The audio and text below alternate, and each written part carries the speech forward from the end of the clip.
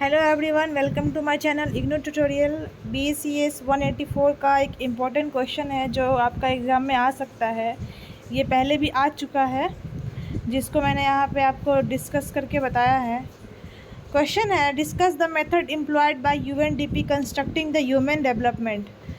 किसी भी UNDP में ह्यूमन डेवलपमेंट को किस तरह से कंस्ट्रक्ट किया जाता है, क्या क्या उसके मेथड होते हैं। तो पहले तो हम ये देखेंगे कि UNDP है क्या। The United Nation Development Programme, जिसका फुल फॉर्म है UNDP का, United Nations Development Programme constructing the human development index, SDI का फुल फॉर्म। ये भी आता है question. As a measure of human development and well being in different countries. ये एक तरीका है जिससे हम ये देखते हैं कि किसी भी ह्यूमन का कितना डेवलपमेंट है, उसका वेल बीइंग कितना है डिफरेंट कंट्रीज़ में। The HDI is designed to provide a more comprehensive assessment of a country's development beyond economic indicators such as GDP per capita.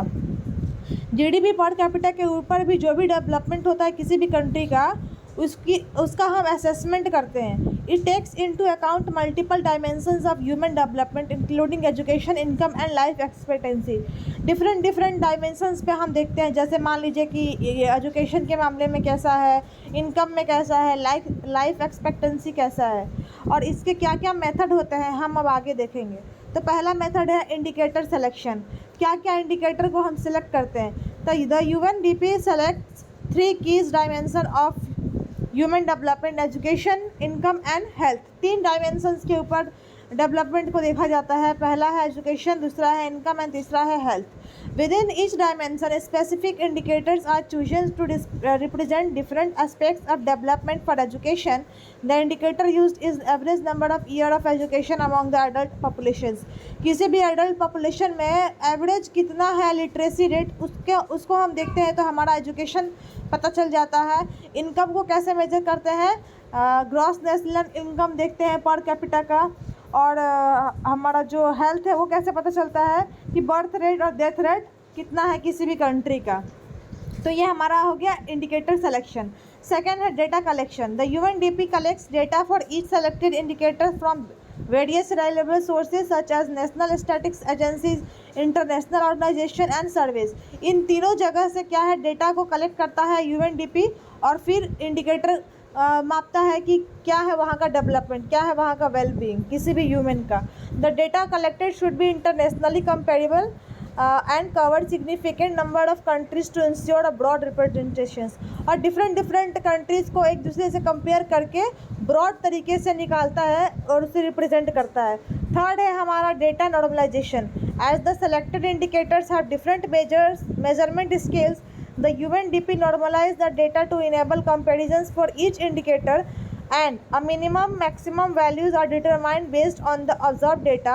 The observed data value for a country is then rescaled to a value between 0 to 1 and using a formula that consider the minimum and maximum values. Data normalization में क्या करते हैं, एक indicator को select करते हैं और उस पर हम मेज़रमेंट करते हैं और उसके बाद 0 से लेकर 1 तक हम ऑब्जर्व करते हैं कि मिनिमम कितना है और मैक्सिमम कितना है इसके बीच में। नेक्स्ट है हमारा इंडिकेटर एग्रीगेशन। इंडिकेटर एग्रीगेशन में क्या करते हैं, आफ्टर नॉर्मलाइजेशन जो हमने डेटा नॉर्मलाइजेशन देखा उसके बाद क्या करते हैं, द वैल्यूज़ फॉर 3 इंडिकेटर्स, जो हमारे 3 वैल्यूज़ आए हुए हैं indicators education, health and income से, उसे हम कंबाइन करते हैं और HDI को कैलकुलेट करते हैं। Then the UNDP uses a geometrical mean to aggregate the indicators giving equal weight to each dimension. This means that no dimension is considered more important than the others in determining the overall HDI. हम ऐसे किसी भी data को नहीं लेते हैं, consider करते हैं जो इम्पॉर्टेंट नहीं है हमारे HDI के मामले में। नेक्स्ट है हमारा इंडेक्स कैलकुलेशन। ये सारे हमारे मेथड्स हैं। द एग्रीगेटेड वैल्यूज़, अब पहले हमने क्या देखा, नॉर्मलाइज किया डेटा को, उसके बाद हमने एग्रीगेट किया। अब उसके बाद क्या करेंगे, एग्रीगेट के बाद the aggregated value is then transform into the HDI scale. अब हम HDI स्केल में इसे ट्रांसफॉर्म करेंगे, कन्वर्ट करेंगे, विच रेंजेस फ्रॉम 0 to 1, जो 0 से लेकर 1 तक होगा, with 1 being the highest level of human development. The transformation is done using a formula that accounts for the minimum and maximum values observed in the data. 0 will be minimum and 1 will be maximum. इस तरह से हम क्या करेंगे, minimum और maximum को observe करेंगे data में।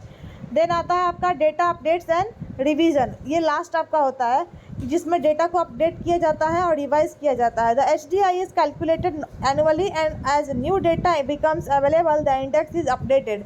जब हमें न्यू डेटा मिल जाता है तो हम क्या करते हैं, इंडेक्स को अपडेट कर देते हैं।